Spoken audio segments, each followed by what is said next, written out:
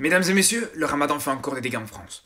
Aujourd'hui, à cause des musulmans, on est en train de connaître une pénurie d'œufs sur le territoire français. Je vous laisse avec les images. Les poulets, bougez plus, remplissez-moi ce sac. Je veux voir tous les œufs de ce poulailler dans ce sac tout de suite. Franchement, on n'a rien pu faire. Ils ont pris tous nos enfants. En plus, ils nous ont dit que c'était pour faire des briques et des tiramisu aux Oreos.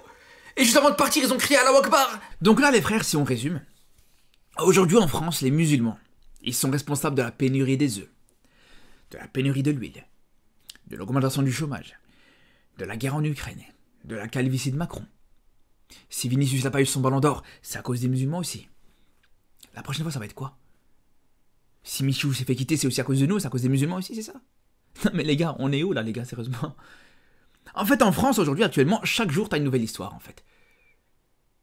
Je vous dis la vérité, aujourd'hui, les médias français, c'est devenu Père Castor. Chaque jour, une nouvelle histoire. On se dit, ah, qu'est-ce qu'ils vont nous inventer aujourd'hui? Qu'est-ce qu'ils vont bien pouvoir nous raconter, les frères? Entre hier, on en a parlé en vidéo, déjà rien qu'hier, c'était complètement lunaire. La polémique sur deux joueurs qui t'ont bu une gorgée d'eau en plein match de foot, ça a fait une polémique les gars. Parce que ouais, le ramadan, t'as pas le droit de rompre ton jeûne, ouais ok. Ça a même été jusqu'à inventer que le joueur, il a fait semblant de se blesser exprès pour provoquer une pause pour qu'il puisse rompre son jeûne, alors qu'au final ce joueur-là, il est absent pour plusieurs semaines, il pourra même pas jouer avec l'Algérie, mais bref, ça c'est encore un autre débat. Et aujourd'hui, on est sur les œufs. Là, on est dans les œufs, là. Là, on est passé à une autre étape. On est passé on est passé du terrain de foot au terrain d'agriculture et au champ de patates et au champ de maïs. Là, maintenant, on est dans la ferme aujourd'hui. C'est journée spéciale ferme, les gars. Alors, on va écouter les nouvelles histoires de Père Castor, les gars. Regardez-moi ça, les frères. Ça vaut le détour, encore une fois. Et toujours les titres, moi ça me fume. Hein. Pénurie des œufs dans les supermarchés. 300 millions d'œufs. Vraiment, tu commences déjà avec le titre bien alarmant. Là, vraiment, t'as l'impression qu'il va se passer je sais pas quoi. On a l'impression qu'on est revenu à l'époque de 2020, 2021, dans les époques sombres qu'on a pu connaître. Regardez. On les utilise encore plus en période de fête. Et là, typiquement, en ce moment, on est en période de ramadan. Là, ça va te faire une analyse du ramadan et de l'impact qu'a le ramadan sur les œufs. Les gars, c'est pas une blague. Regardez, c'est pas un sketch, les frères. Regardez ça. Alors, ça peut représenter une explication parmi d'autres. Oui, tout à fait. Que dans certains supermarchés. Elle va nous faire l'experte. Tout à fait. Au moment du ramadan, les gens consomment énormément d'œufs. Ah ouais. Ils cuisinent, ils font leurs gâteaux, ils font tout ce qui va. Waouh, ils cuisinent. Waouh. Wow. Les brigands, les criminels. Les musulmans cuisinent. Comment ils osent faire ça? Ils osent manger des œufs. Mais les gars, on est où? Et d'ailleurs, ce qui me fume, regardez-moi ça. Cet extrait, il est trop marrant, les gars. Ça filme les poules en mode, regardez, on filme les victimes de l'histoire. Non, mais c'est vraiment, je vous dis, mais chapeau. Mais ça mérite une nomination au César, les gars. Que dis-je? Ça mérite une nomination aux Oscars. Mais là, les gars, on est vraiment dans la dramaturgie de haut niveau, les frères. On n'a plus vu ça depuis l'époque de Shakespeare Prime.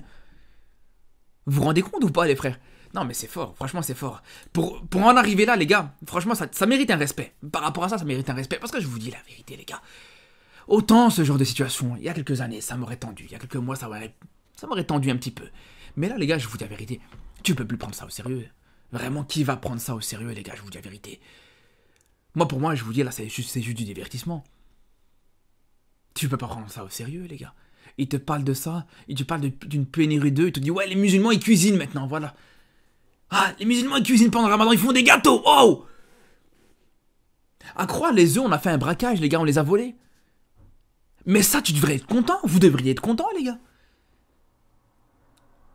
T'as une communauté actuellement, là. Et d'ailleurs, on parle d'une chose, il faut faire une petite parenthèse, parce que ça parle beaucoup du ramadan, mais il faut quand même préciser que t'as aussi la période de carême. Alors je sais pas comment ça se passe à carême, et peut-être qu'à carême ils font pas de gâteau, je sais pas. Peut-être que nous pendant le ramadan, on s'arrête de manger jusqu'au coucher du soleil. Peut-être qu'à carême ils mangent pas pendant un mois du tout, je sais pas. C'est possible, hein. Peut-être que voilà. Mais bref. En dehors de ça, les gars. Mais j'ai envie de vous dire, même si, imaginons, ouais, les musulmans on fait une surconsommation d'œufs ou d'œufs pendant ce ramadan, les gars. Mais c'est positif. Mais tant mieux, ça prouve que voilà, encore une fois, t'as voilà, une population qui consomme, qui achète et qui fait justement avancer le produit local. Ça pose problème, à la limite, augmente les prix des œufs. Augmente le prix. Si vraiment il y a ce problème-là, t'augmentes le prix. Là, vous êtes en train de vous plaindre d'une situation où clairement aujourd'hui, on se rend compte que les musulmans, si vraiment c'est les responsables de cette pénurie d'œufs, ils sont en train de te faire avancer l'économie de ton pays. Et t'es en train de te plaindre, t'es en train de pleurer, t'es en train de chouiner. Et comment tu peux te plaindre de ça, sérieusement? Moi, franchement, les gars, je comprends pas. Je suis pas un expert en économie, les frères. Mais sans être un expert, on peut tout à fait dire qu'aujourd'hui, quand tu vois qu'il y a une surconsommation, quand une population elle surconsomme, elle achète des produits, ben, tant mieux, c'est que c'est positif. C'est aussi simple que ça. T'as une pénurie juste derrière des œufs, personne va mourir de ça, les gars. Je vous dis la vérité, hein. Ça a jamais tué personne. J'ai jamais connu personne qui est mort d'une carence d'œufs, hein, les gars. Tranquille, si pendant 2 semaines t'as moins d'œufs moins d'œufs dans les supermarchés, c'est pas un problème. Mais quand tu les entends parler, t'as l'impression qu'aujourd'hui, t'as tous les musulmans de France qui se sont réveillés un matin et qui ont été de braquer un poulailler, les gars. C'est ça la vérité. Alors qu'au final, t'aurais pu apporter exactement la même information. La même info, t'aurais pu l'apporter, mais en prenant un angle totalement différent. Un angle qui est positif, qui peut être positif d'ailleurs. Je vous donne un exemple. Mesdames et messieurs, aujourd'hui c'est un grand jour pour tous les agriculteurs et pour tous les commerces locaux en France. Grâce au Ramadan, ils ont écoulé leur stock d'œufs en moins de 2 semaines.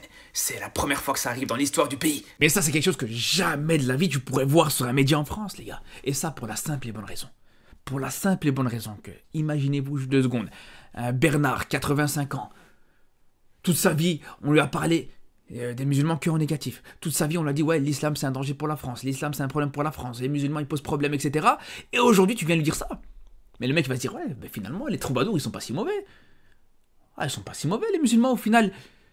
Mais c'est comme ça. Et ça, je pense que ça serait la pire chose. Vous savez pourquoi ça serait la pire chose?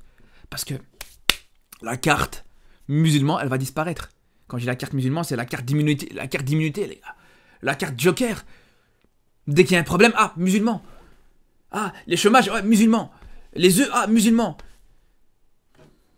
Mais ça, c'est pour ça. C'est pour ça que jamais de la vie, ça pourrait arriver, les gars. On le sait très bien, mais bon.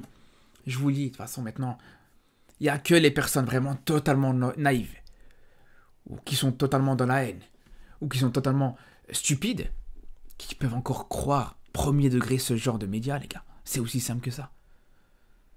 Aujourd'hui, ce genre de médias, ils se ridiculisent eux-mêmes, et je vous dis la vérité, les gars.